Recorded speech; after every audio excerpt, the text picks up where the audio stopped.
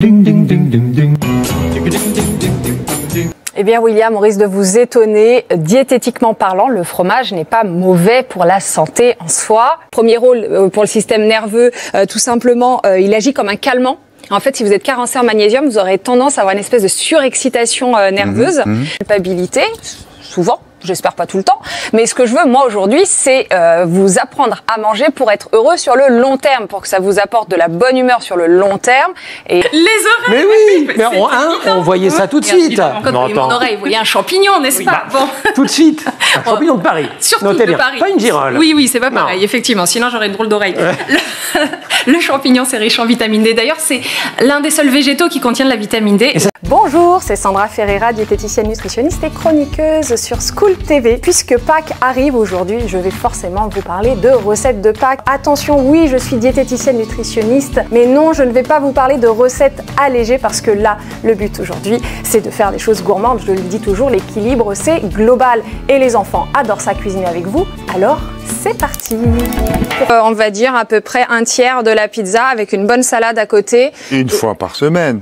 Pas plus. Pour la pizza, et puis après, éventuellement, j'ai dit jusqu'à 2 par semaine. Donc, on va parler peut-être des frites et du burger. Ah bah, les burgers, alors. Eh ben, on y va, le burger. Alors, lui, d'huile de sésame, par exemple, hein, qui a une très bonne... Je te regarde comme ça parce que je sais que tu aimes bien l'huile de sésame, c'est pour ça. C'est un exhausteur de goût qui fait grande polémique parce qu'il aurait certains effets neurotoxiques, surtout chez les enfants. Il y a même un professeur, le professeur Howard, si je me trompe pas, qui est toxicologue à l'université de Liverpool, qui avait fait une petite étude qui démontrait que lorsque l'on mélange, parce que le problème des additifs, c'est pas pré-isolément, c'est l'effet un peu cocktail, voilà, exactement, c'est le cocktail. Donc on a le glutamate monosodé avec des colorants. Il a fait une étude sur les goûters des enfants et il a remarqué que c'était 7 fois plus toxique.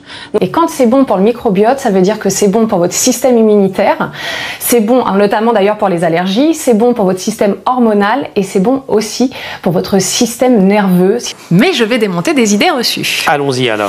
Alors déjà, on se pose souvent la question de quoi sont faites les pâtes. Est-ce que vous savez de quoi sont faites les pâtes? Ah, je m'adresse à vous, je vous fais participer. Attention, important de préciser que quand on parle de viande, je parle de viande rouge, l'agneau, le cheval, le bœuf, le poulet va pas rentrer là-dedans. Et on parle aussi des charcuteries, des viandes transformées. Un index glycémique fort et le boulgour, c'est un index glycémique faible. Donc ça, c'est génial. Ça évite, comme vous disiez, William, d'avoir faim très rapidement derrière. Je fais partie de celles qui pensent qu'il ne faut pas le faire dans un objectif de perte de poids. Que 1,5 litre d'eau par jour de Contrex, par exemple. Vous buvez un peu de Contrex. Il faut varier donc. Oui, varier parce que c'est pas tous les jours la même. C'est toujours pareil. Oui, on boit toujours la même. C'est pas forcément idéal non plus pour d'autres raisons. Donc, varier bas. Alors j'en parle aussi de ça assez souvent. Ça veut dire que ça va diffuser l'énergie en continu, donc ça va bien vous rassasier.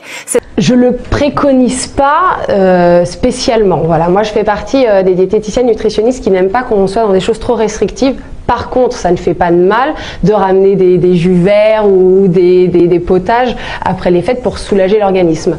Une cuisine de rue aussi, on mange à toute heure là-bas. On mange à toute heure et c'est dans des bols. Dans des bols. Beaucoup de soupe, hein, beaucoup de soupe, on va en reparler justement, William. Globalement, pour les maladies cardiaques, c'est plutôt très intéressant. Donc la grenade va être intéressante pour ça.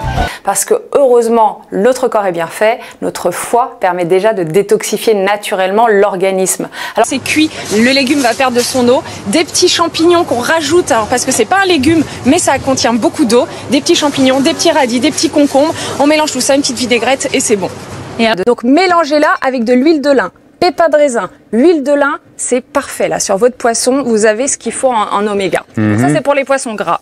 Tous ces fruits avec une peau un peu épaisse, l'orange, le pamplemousse, le citron. Pourquoi? C'est très riche en vitamine C et la vitamine C a cette tendance à améliorer la résistance des vaisseaux sanguins et donc ça prévient la mauvaise circulation sanguine. Les fruits rouges, en fait, ont tendance à avoir plus d'antioxydants. Donc, ce sont des molécules qui permettent le ralentissement du vieillissement de vos cellules.